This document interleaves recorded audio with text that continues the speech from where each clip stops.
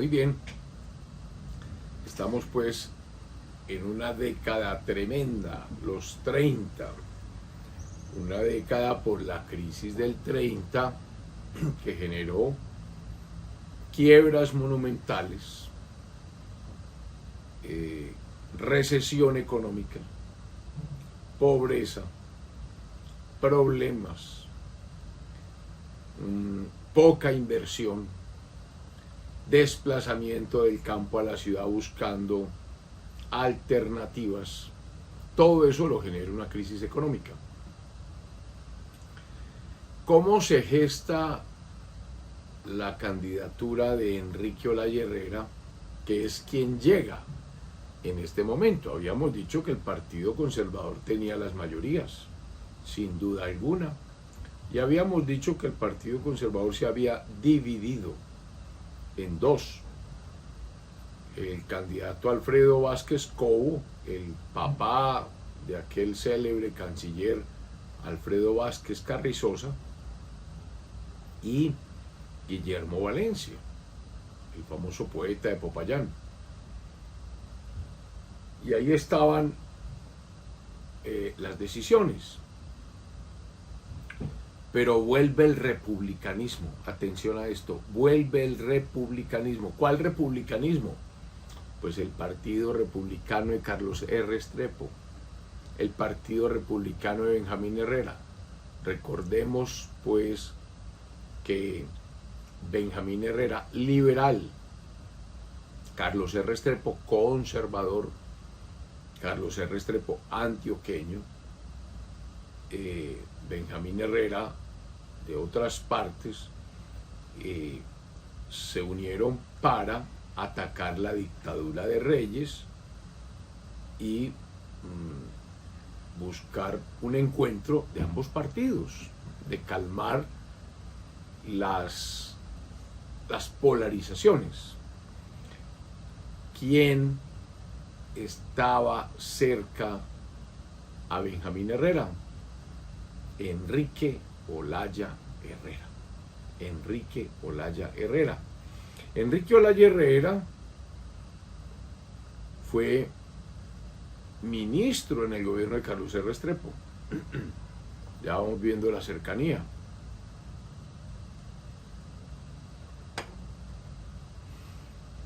Cuando Olaya Herrera llega a Barranquilla, hay un relato del gran escritor Lucas Caballero Calderón, el famoso Klim, hermano de Eduardo Caballero Calderón,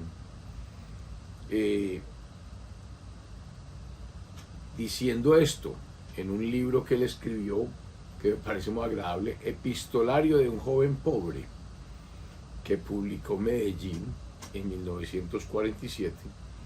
Y entonces explica que cuando Olaya Herrera, que era embajador en Washington, es reclamado como el hombre que podía enfrentar las candidaturas de Vázquez Cobo y de Guillermo Valencia, pues Olaya Herrera se deja tentar y viaja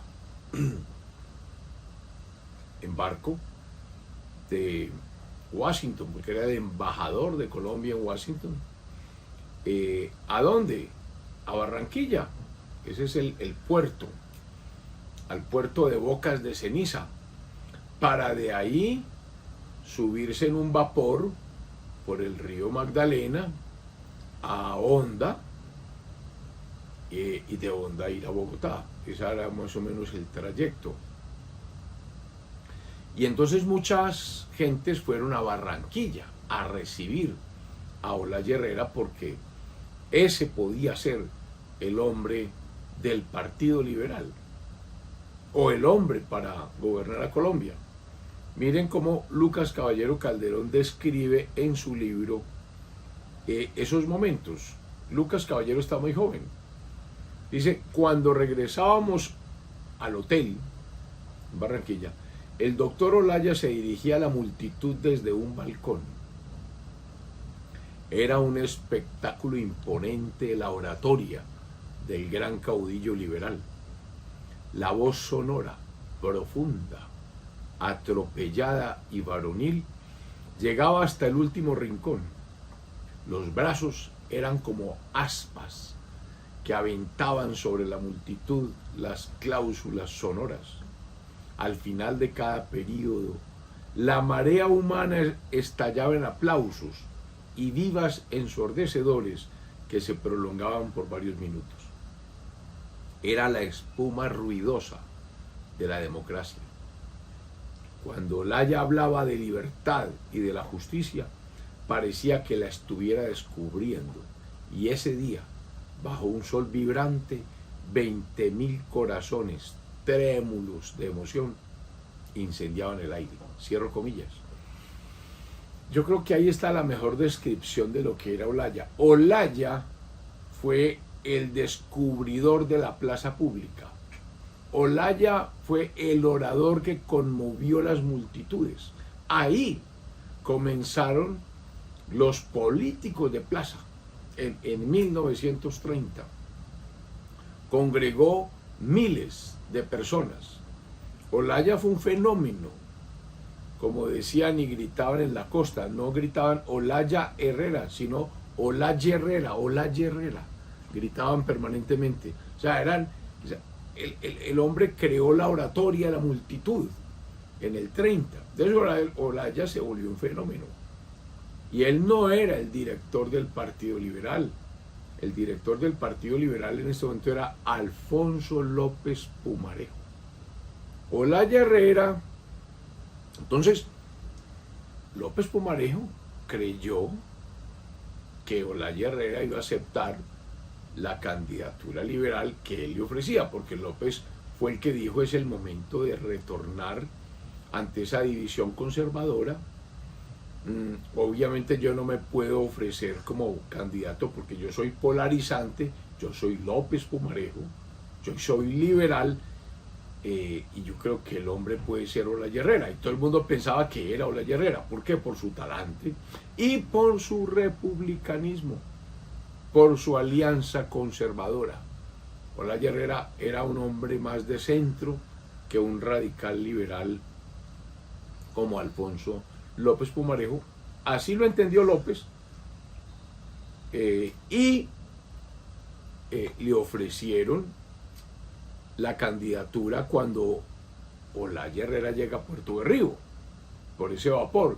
Dicen que esos momentos fueron muy complejos. Todos los jefes liberales en Puerto Berrío, me imagino que el famoso Hotel Magdalena, que todavía existe, por lo menos el nombre, creo que en este momento hay un cuartel allá, pero el Hotel Magdalena, donde llegaba el famoso vapor David Arango, ¿qué pasarían en los cuartos, en los distintos esquinas, en los miradores, tratando de definir la candidatura liberal? López, Eduardo Santos, que eran los que estaban ahí, Gabriel Turbay, el turco, el famoso, no Julio César es muy posterior, Gabriel Turbay, el famoso turco, porque los Turbay vienen de esa diáspora del Imperio Turco Otomano, cuando empieza el decaimiento que culmina en la Primera Guerra Mundial, de la que ya hablamos. Entonces, estos jefes liberales, López, Santos, Turbay, buscan una candidatura liberal apoyándose en los desaciertos de un gobierno desgastado, el gobierno Abadía, el cuento de las bananeras, los discursos de Gaitán, la crisis mundial de la economía, la división conservadora. Entonces querían una candidatura liberal fundada en los desaciertos del gobierno, pero Olaya se opone. Imagínense lo que pudo haber sido eso. O sea, Olaya rechaza la candidatura del Partido Liberal. Olaya es republicano. Olaya había fundado un diario que propugnó por las ideas republicanas. Olaya, el alumno de Benjamín Herrera y de Carlos E., porque acompañó a Carlos E. Entonces, es como un volver hacia el republicanismo, y Olaya acepta la candidatura, pero de concentración nacional, no liberal. Y entonces ahí es donde, después de muchas conversaciones, se transige. López le pide a Olaya que acepte la candidatura. Olaya dice que no promoverá la organización de un nuevo partido. Es decir, tampoco es que esté en nombre del Partido Republicano. Advierte que los grupos que lo apoyen conservan plena libertad. Es decir, se impone la idea de que la candidatura de Olaya es de una concentración patriótica.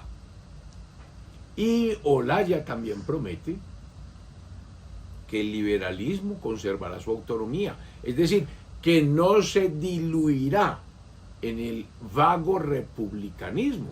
Eso también lo promete a estos conductores, porque era el miedo que ellos tenían, que volviera a partirse, a diluirse el Partido Liberal en el Partido Republicano, como lo permitió Benjamín Herrera. Esa fue la promesa. Y entonces, bajo esa promesa, el Partido Liberal da todo su apoyo. Carlos E. Restrepo da todo su apoyo, es decir, aquí ya hay conservadores, liberales, y se impone la candidatura de Olaya. Vienen las elecciones, Olaya Herrera saca 369.934 votos, Guillermo Valencia 240.360 votos, Alfredo Vázquez Cobo 213.583 votos. Y observen, por primera vez un candidato comunista se atreve a participar en las elecciones, Alberto Castrillón, y obtiene 564 votos. Miren ustedes que, sumando los votos conservadores de Valencia y de Vázquez Cobo, eso da 454.000 votos, mal contados, 454.000 votos, que si hubieran ido unidos le ganaba a Olaya, casi que por 100.000 votos más. Olaya saca 369.000 votos. Y Olaya, con el Partido Liberal en pleno y los conservadores de Carlos E., el republicanismo. Y ahí jugaban un papel muy importante los antioqueños. Ojo que Antioquia juega un papel bien interesante con Olaya. Entonces, es un milagro que el Partido Liberal, llamémoslo el Partido Liberal, hubiera recobrado el poder después de 46 años con semejantes minorías, porque la mayoría conservadora era aplastante. Es increíble que no se hayan podido unir Valencia y Vázquez Cobo, que hubieran barrido, pero lo que uno ve es que hay un cansancio y que definitivamente había que buscar tranquilidad política, porque tampoco puede ser posible que en 46 años el Partido Liberal no tuviera representación adecuada, sabiendo que tiene más de la mitad del país. A mí se me ocurre pensar que esta paz conservadora desde 1886 hasta 1930 es como la paz romana, una paz impuesta, sobre todo después de la Guerra de los 1000 días, una paz de vencedor, y obviamente hay un grupo vencido tratando de volver al escenario político. Recordemos de Olaya en su juventud, que fue muy fuerte en la dictadura contra Rafael Reyes en compañía de Carlos E. Restrepo. Recordemos que por allá se habla de unos balcones que se hablan los balcones del 13 de marzo, donde Olaya participó como orador contra Reyes. Todos esos oradores terminaron presos en las famosas bóvedas de Boca Chica. Recordemos que la entrada a la bahía de Cartagena es por Boca Chica, Boca Grande, y que allí están los castillos de Boca Chica y el castillo o el fuerte de San Fernando. Y cuando uno se baja en Boca Chica, allí hay unas bóvedas donde estuvieron presos personajes muy importantes. Ya habíamos hablado de Mariano Ospina Rodríguez, allí estuvo preso. Aquí estuvo preso Enrique Olaya Herrera, que había fundado la Gaceta Republicana, que fue vocero de él, de sus ideas republicanas, que fue ministro de Carlos E. Restrepo, ministro de Relaciones Exteriores, que también fue ministro en el gobierno de Carlos E. Restrepo, plenipotenciario en Chile, que luego de su regreso de Chile, Olaya fundó el Diario Nacional, que se reincorpora al liberalismo, que al caer Marco Fidel Suárez y subir Pedronel Ospina es nombrado ministro de Relaciones, que defendió el tratado Urrutia-Thompson, que cerró el problema de Panamá, que se enfrentó en las cámaras, entre otros, a Laureano Gómez. O sea, Olaya no es tampoco, como piensan algunos, un diplomático, no, Olaya es un parlamentario, y fue fuerte, agresivo, duro. Era un hombre de una tremenda talla, moreno no, es un moreno como amonado, porque dicen que era el mono Olaya, pero uno de las figuras de Olaya, y son como morenas, muy alto, de Guateque. Guateque es un pueblo por allá en Boyacá, en la ruta que uno toma de Bogotá hacia Garagoa, por allá por el Valle del Tensa y todas esas cosas. De allá es que viene Olaya, que por la violencia, él participó en la guerra de 1885 junto con su padre, y al regresar de la guerra perdió todo, y entonces va a Bogotá. Olaya se educa en los Estados Unidos, habla inglés perfectamente y se mete fuertemente en la política. Después de sus enfrentamientos con Laureano, cuando termina aprobado el tratado para cerrar el problema de Panamá, ahí es donde se va a Estados Unidos, y ahí es donde regresa para ser presidente de la República en 1930. Olaya, ¿a quién nombra de ministros? Pues a algunos conservadores. Y al primer ministro que nombra conservador es a su amigo, y digamos que quien lo ha promovido siempre, el conservador Carlos E. Restrepo. Carlos E. va como ministro de gobierno, también deja como conservadores en el Ministerio de Hacienda, Ministerio de Educación y Ministerio de Guerra, y le entrega los otros ministerios a los liberales. Las gobernaciones las distribuye paritariamente, sin mayor problema. Pero miren lo que ocurre. Las elecciones parlamentarias se vienen. O sea, primero se elige presidente, pero luego vienen las elecciones parlamentarias. O sea, elección de Senado y Cámara. En Cámara, el liberalismo logra la mayoría, pero precaria. O sea, tiene una mayoría muy precaria en Cámara. Y en Senado la mayoría la tiene el Partido Conservador.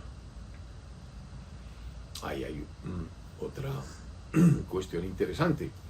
El liberalismo siempre ha sido fuerte en la Cámara y el conservatismo siempre ha sido fuerte en el Senado. Es como una cosa antigua, porque el Senado representa, digamos, que el tema señorial, el tema de la región, mientras que la Cámara representa más al pueblo. Y el liberalismo ha estado más cerca del pueblo y el conservatismo un poco más cerca de las instituciones, parecidas también como desde la época romana. Entonces, Olaya tampoco tiene las de ganar. ¿Y qué tiene que hacer como buen político? Si él es de Concentración Nacional, pues se da cuenta que la legislación que quiere impulsar puede ser paralizada, y entonces que el gobierno tiene que entrar en coaliciones, y es que él es un gobierno de coalición. Y aquí aparece un personaje antioqueño muy importante, Marinillo. Los antioqueños entonces siguen siendo protagonistas en la política antioqueña, sobre todo los marinillos.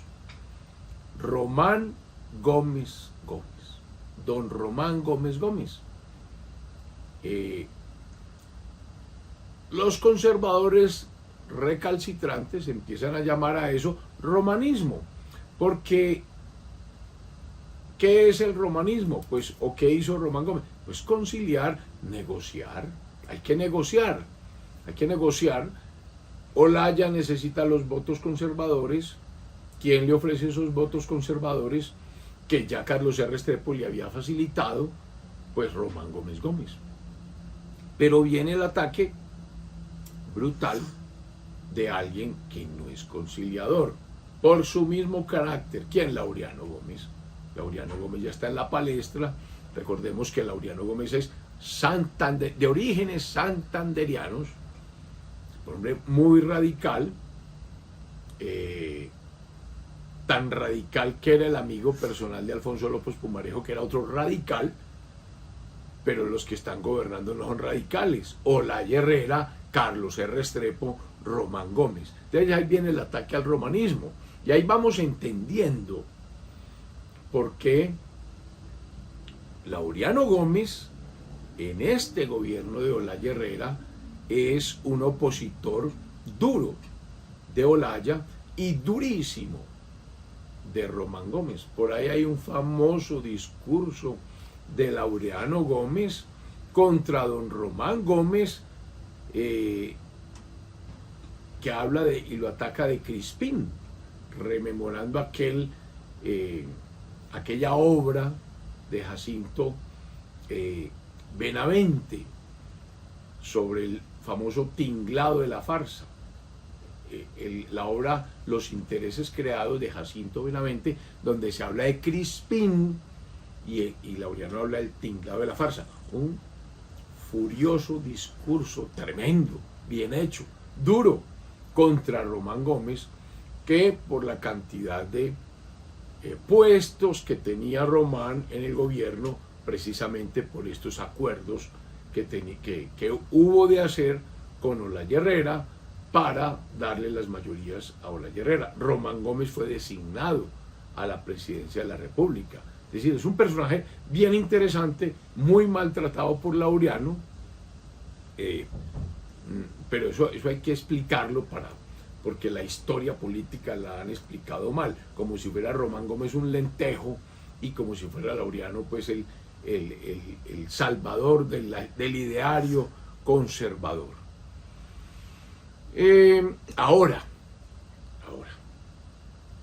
volvemos al tema de la paz romana o paz conservadora.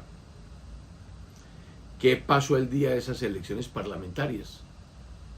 Pasó de todo, porque una cosa es Bogotá, una cosa es Medellín y otra cosa son las ciudades pequeñas, donde es más difícil entender que alguien gane unas elecciones, es decir, que los liberales tengan tanta fuerza. Y se habla de las elecciones en Montería y dicen que fue horrible, que los liberales acusan a los conservadores de que se atrincheraron en sus casas a bala para que los liberales no pudieran ir a votar, y que hubo muertos y que hubo heridos. Y ahí empieza a gestarse una violencia explícita que había estado silenciada por muchos años, desde el final de la Guerra de los Mil Días. Y la Guerra de los Mil Días termina en 1903 y estamos en 1930, llevamos 30 años de paz, 30 años en que no había pasado nada. Pues aquí comenzó a pasar. Eso fue lo que se hace explícito. una violencia que empieza a nacer, que empieza a gestarse y que Laureano y otros empiezan a imputarle al liberalismo, que es la llegada de Olaya Herrera. Ahora, hay que entender también, como Olaya permite que la mitad del gobierno sea liberal, que las gobernaciones quedan la mitad liberal, la mitad conservadora, vienen unos desquites. Es que una cosa es decir algo en Bogotá y en Medellín, y otra cosa es que pasa en Támesis, en Jericó, en Pueblo Rico, o en el Valle del Cauca, en el Tolima, o en zonas tan bravas y tan complejas como Santander y Boyacá. Entonces, para terminar esto, voy a permitirme leer, por ejemplo, un párrafo de un libro que se llama La violencia en Colombia, estudio de un proceso social, que dirigió la Universidad Nacional, sobre todo Orlando Falsborda, Eduardo Umaña Luna, cuando se creó la Facultad de Sociología. Entonces, por ejemplo, dice, Max Grillo, que es un escritor y político liberal, dijo: apenas transcurre días sin que los periódicos den cuenta de un crimen horrendo. Lo más doloroso es que la sociedad parece haberse familiarizado con la producción del crimen en serie del crimen. Nadie se impresiona ante el atentado criminal. Asesinatos en que los bandidos ultiman a familias enteras, ancianos y niños. Venganzas que recuerdan la vendetta corsa. Actos de crueldad estúpida, como desollar a las víctimas y mutilarlas en forma salvaje. Asesinatos de sacerdotes octogenarios para robarlos. El puñal y el revólver usados en reyertas por centavos. El atraco en pleno día en las calles de la capital. La inseguridad en las ciudades y en los campos. Tal es el cuadro. Y esto es Max Grillo, 1934. O sea, no vengan a decir que la violencia es en el gobierno de Laureano Gómez. Este es terminando el gobierno de Olaya y comenzando el otro gobierno para donde vamos, que es el de Alfonso López Pumarejo. O sea, es en el gobierno liberal donde empieza a desatarse todo este tipo de cosas. Y empezamos entonces a analizar con calma el fenómeno de la violencia en Colombia. De la violencia de la que todavía estamos hablando. Uno podría decir, entonces, que la paz conservadora, de la hegemonía conservadora, termina en el 30 y comienza un fenómeno de violencia del que llevamos 100 años. Oiga pues, porque vamos para el 2030, estamos en el 2023, estamos a 7 años de 100 años de violencia, donde aparecen los grupos guerrilleros, donde aparecen ideologías comunistas, socialistas, donde aparecen autodefensas. Ese fenómeno vamos a abrirlo con esta nueva etapa de la historia de Colombia. Feliz semana. Si les gustó este video, por favor darle like y suscribirse a mi canal.